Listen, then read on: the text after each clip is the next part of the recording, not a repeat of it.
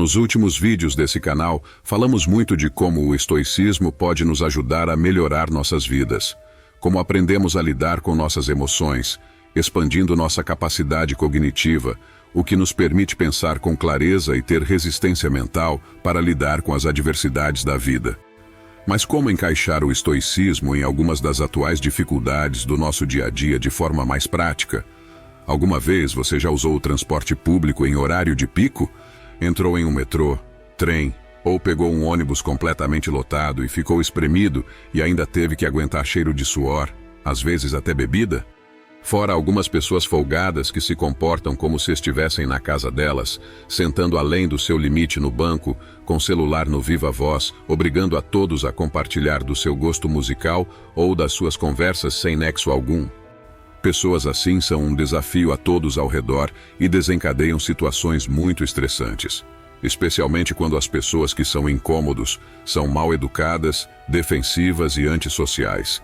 E quando são repreendidas, simplesmente respondem de forma grosseira ou na defensiva e permanecem com seu comportamento sem respeito com os demais.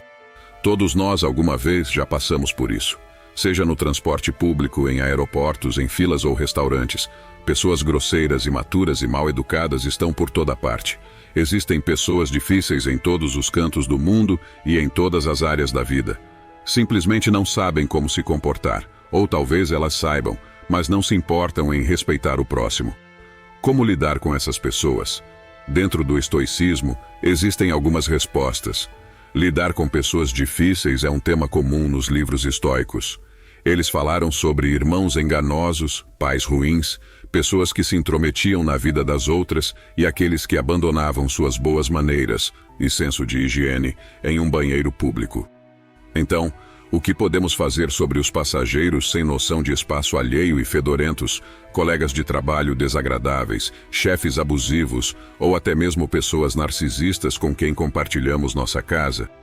Neste vídeo vamos aprofundar como lidar com essas e outras pessoas difíceis, incluindo aquelas que cheiram mal e o convívio com narcisista através do estoicismo. Agora, antes de seguirmos com esse conhecimento incrível, não esqueça de deixar o seu like, se inscrever no canal caso ainda não seja inscrito e ativar as notificações para não perder nenhum conhecimento. Afinal, ele pode mudar a sua vida. Primeira situação: pessoas sem educação. Após Epicteto ser banido de Roma, juntamente com outros filósofos, ele viajou para Nicópolis, uma cidade no norte da Grécia, onde permaneceu pelo resto de sua vida. Em Nicópolis, ele fundou uma escola filosófica, e entre seus alunos estava um jovem e brilhante chamado Arriano. Sem Arriano, é provável que hoje não estaríamos discutindo o filósofo muito estimado Epicteto, pois ele registrou uma vasta coleção de palestras e criou um livreto com as lições mais importantes de seu professor. Uma dessas lições apresenta um pilar da civilização romana: os banhos.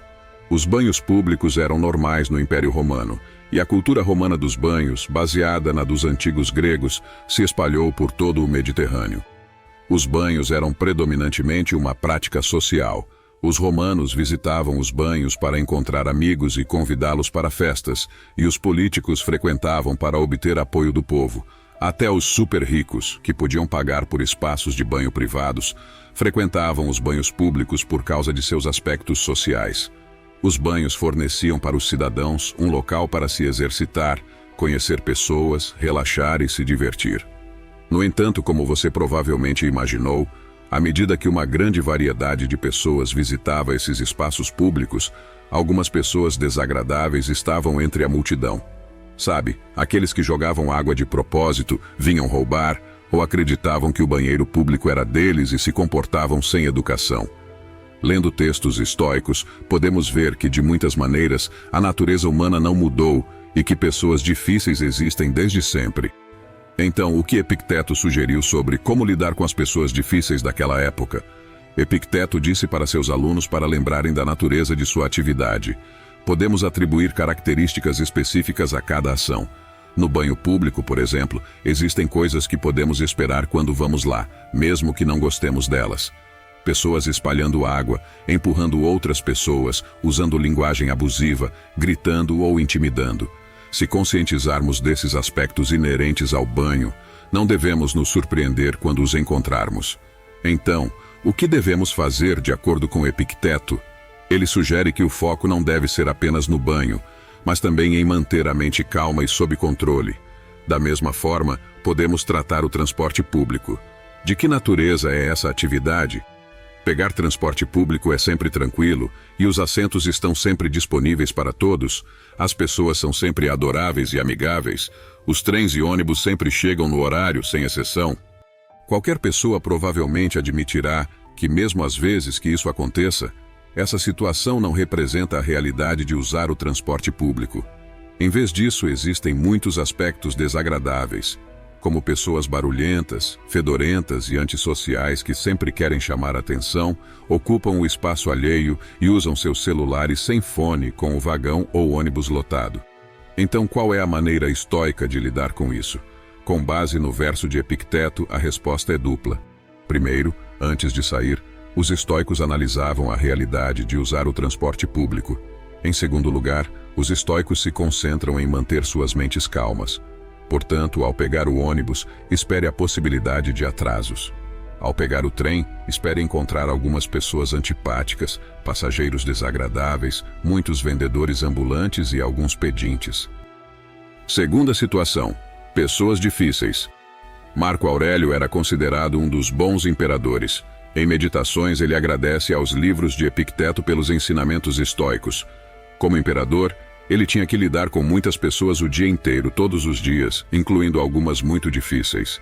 Algumas pessoas eram rudes e exigentes, outras eram injustas e não confiáveis.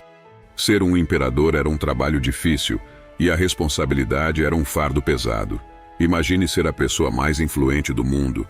Muitos o invejam e tentam tomar seu lugar, e sem contar a responsabilidade de um vasto império dependendo unicamente de suas escolhas. Compreensivelmente, Marco Aurélio procurou uma saída que tomou a forma de um diário no qual ele escreveu suas reflexões.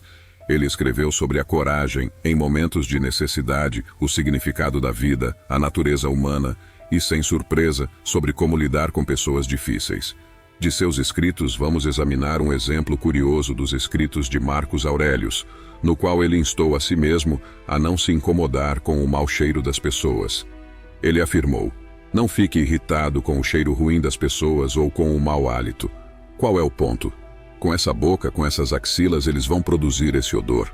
Mas eles têm um cérebro, eles não podem perceber, eles não conseguem reconhecer o problema. Então você também tem um cérebro, bom para você.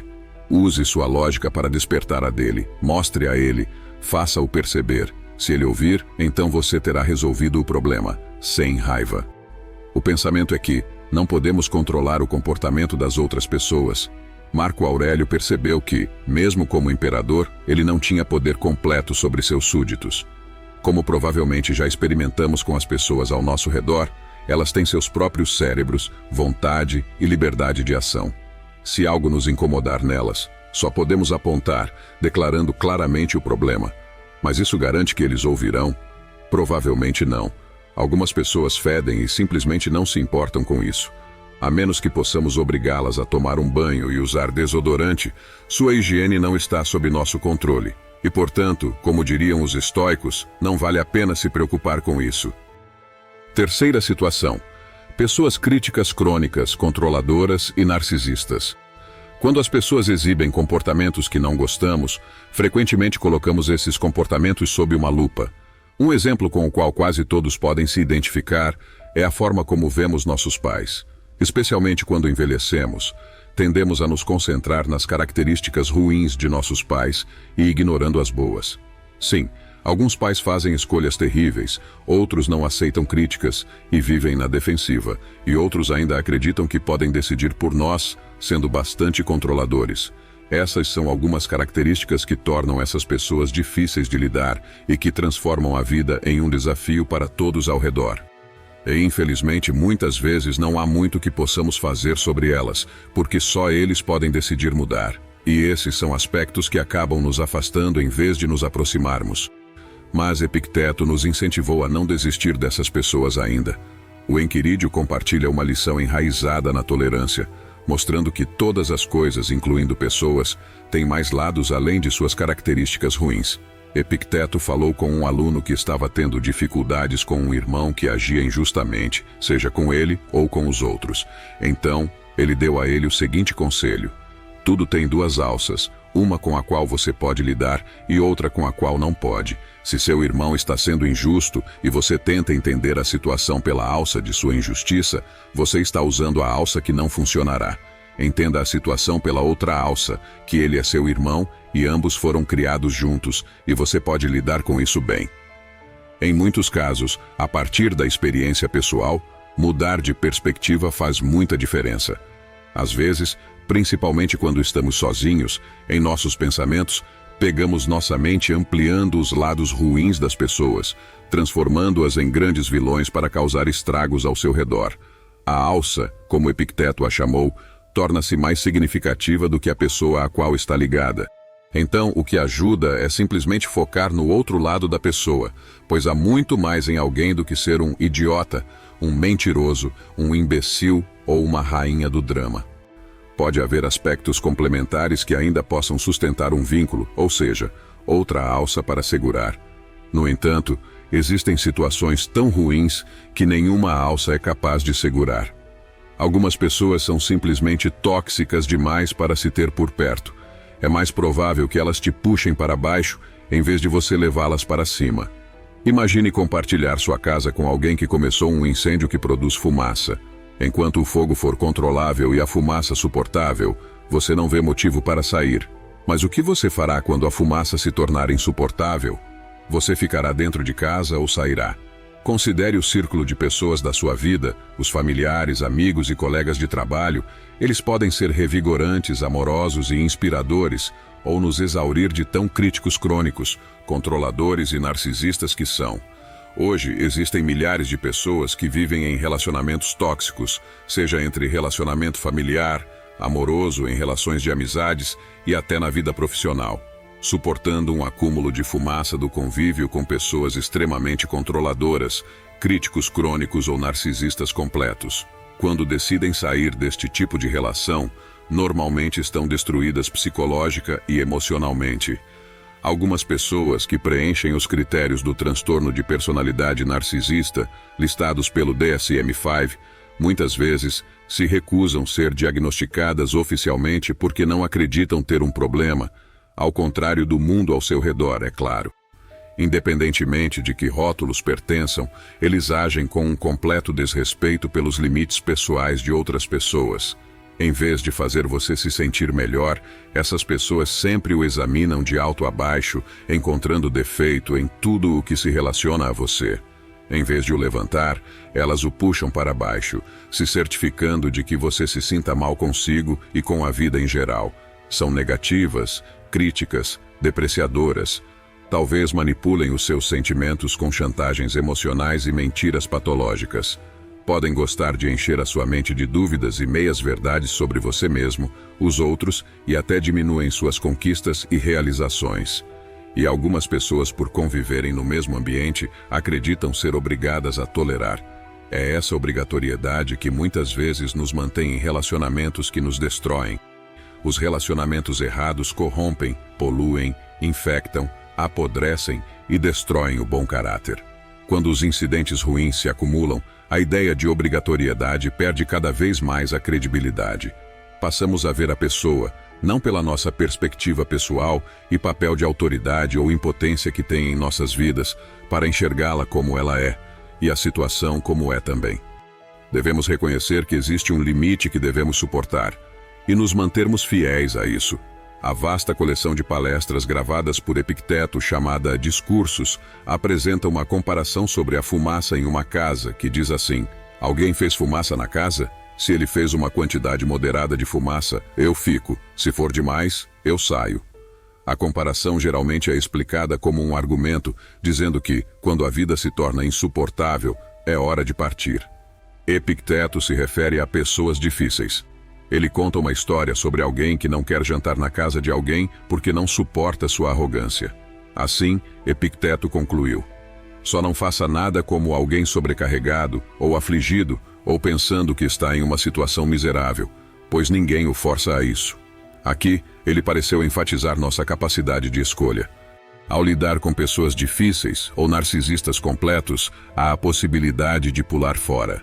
Se sim, podemos atravessar aquela porta e nunca mais olhar para trás a qualquer momento. A vaidade da retaliação, quando as pessoas nos machucam, podemos alimentar diversas fantasias de vingança.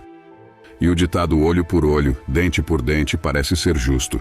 Se alguém nos prejudicou ou cometeu uma injustiça contra nós, não nos sentimos justificados a dar o troco? Viver em um relacionamento tóxico provoca esse tipo de sentimento. Por anos pensamos em vingança, em como acertar as contas. Não pensamos em agir da mesma maneira, mas quem sabe mostrando nosso sucesso como desejo de vingança, provando que a pessoa tóxica estava errada a nosso respeito. Imaginamos que a nossa melhor vingança seja mostrar nossos resultados, alcançar o sucesso que nunca foi acreditado que conseguiríamos. Embora essa forma de vingança seja produtiva e não visa prejudicar alguém, ainda é uma vingança e ainda é alimentada pela raiva. E se pensar bem, você está usando sua vida e seu tempo para se vingar de uma pessoa tóxica, então ela ainda está no controle das suas ações. Como disse Epicteto, qualquer pessoa capaz de te irritar se torna teu mestre. Ela consegue te irritar somente quando você se permite ser perturbado por ela. Dessa maneira, você não apenas ficará revivendo as inúmeras situações sem limites que tolerou, como também desperdiça sua energia buscando algo fora do seu controle. É natural desejarmos uma reação de admiração, reconhecimento, arrependimento, aceitação e, talvez, um pedido de desculpas. Mas, lidando com pessoas tóxicas, provavelmente nunca acontecerá nenhuma delas. Não importa o que você faça. Epicteto apresentou uma perspectiva diferente sobre a futilidade da vingança. Em essência, ele via a vingança como desnecessária e um ato prejudicial a si mesmo. Se buscamos vingança por causa de uma lesão, algo que alguém nos fez, vamos primeiro considerar a sugestão de Epicteto de pensar sobre o que é uma lesão. O que é uma lesão? Quando alguém o trai, você está lesionado? Quando alguém corta sua mão, você está lesionado? De acordo com os padrões convencionais, você provavelmente consideraria esses eventos como lesões.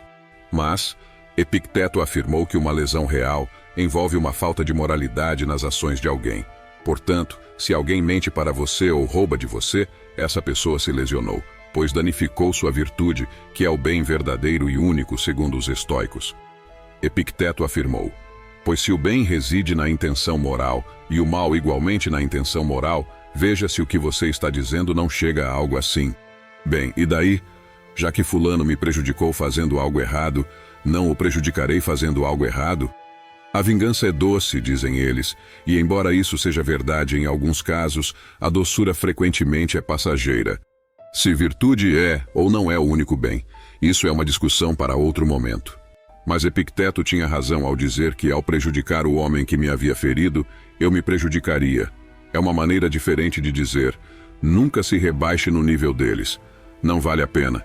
Além disso, o dano pretendido pode nem ocorrer, pois o sofrimento que esperamos infligir depende de como eles reagem às nossas ações. Não está em nosso controle. Portanto, assim é como os estoicos lidam com pessoas difíceis, narcisistas, controladoras e críticos crônicos. E o pensamento que deixamos é: como você vai lidar com pessoas difíceis a partir de agora? E se você gostou desse vídeo, não esqueça de compartilhar com um amigo que precisa. Nos ajude a espalhar essa sabedoria milenar. Agora, para entender um pouco mais sobre estoicismo, é só clicar em um desses vídeos que está aparecendo na sua tela. Obrigado por assistir.